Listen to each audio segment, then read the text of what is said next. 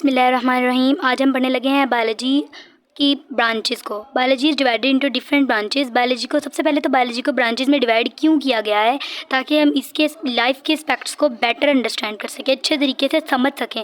सबसे पहले आता है मॉर्फोलॉजी। मॉर्फ का जो लफ्ज़ है, इसका लफ्ज़ी मतलब होता है कि शेप, और लॉजी का मतलब होता है स्टडी करना। मॉर्फोलॉजी मतलब किसी स्ट्रक्चर की शेप की स्टडी करना, किसी ऑर्गेनिज्म की शेप को देखना। तो is the study of form यानी कि शक्ल एंड स्ट्रक्चर और साख्त ऑफ ऑर्गेनिज्म।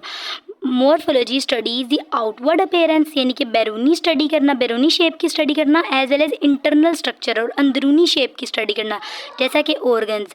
और आउटवर्ड अपीयरेंस में क्या क्या आता है, शेप आ जाती है, कलर आ जाता है, पैटर्न आ जाता है। शेप जैसा कि हमारी किडनीज जो है बीन शेप की हैं और उनका कलर रेडिश ब्राउन है और उनका पैटर्न, उनमें नेफ्रॉन्स का पैटर्न कैसा है।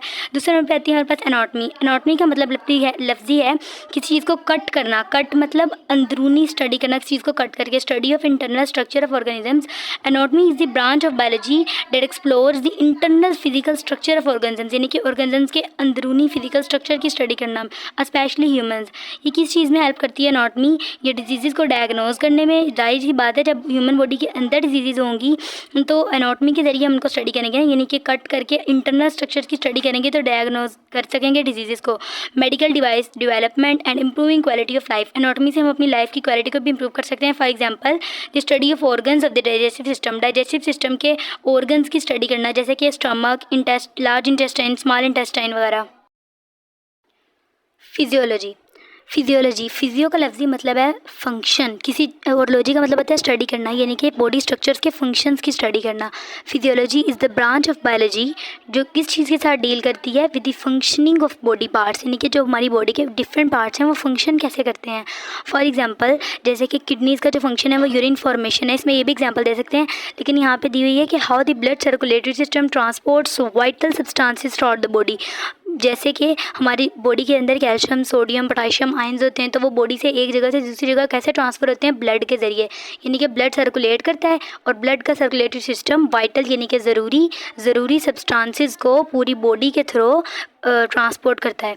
तो दूसरे नंबर पे आती है हमारे पास हिस्टोलॉजी। हिस्टो का लफ्ज़ी मतलब निकला है हिस्टोज से, यानी कि ग्रीक वर्ड है हिस्टोज, इसका मतलब होता है टिश्यूज़ की स्टडी करना। लॉजी मतलब स्टडी, टिश्यूज़ की स्टडी करना। टिश्यूज़ मतलब जाल को कहते हैं। तो tissues is the microscopic study of tissues, यानी कि टिश्यूज़ को बहुत बारीकी से माइक्रोस्कोपिक स्टडी करना टिश्यूज़ की।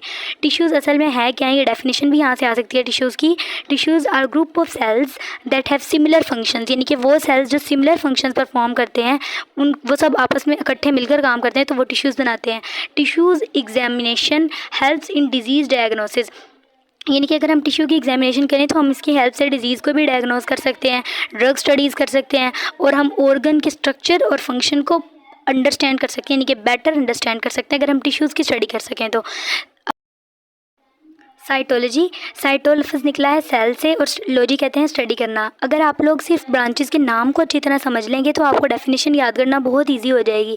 तो cytology is the study of cells, यानी कि किस चीज़ की स्टडी है, सेल्स की स्टडी है। For example the building blocks of life. अभी एमसीक्यूज़ भी आ सकता है यहाँ पे कि बिल्डिंग ब्लॉक्स ऑफ लाइफ किसे कहते हैं, तो सेल्स को।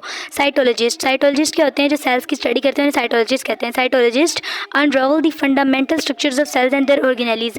जो साइटोलॉजिस्ट हैं उन्होंने सेल्स और उनकी ऑर्गेनेलीज के बहुत से फंडामेंटल यानी कि बुनियादी स्ट्रक्चर्स को वाज़ेह कर दिया। उन्होंने हमें सेल्स की ऑर्गेनेलीज के स्ट्रक्चर को भी वाज़ेह करके दिखा दिया है। तो they also study the mechanisms of cell division. जो साइटोलॉजिस्ट होते हैं ये सेल डिवीजन के मैकेनिज्म को भी स्टडी करते हैं, यानी कि सेल डिवाइड कैसे होता है।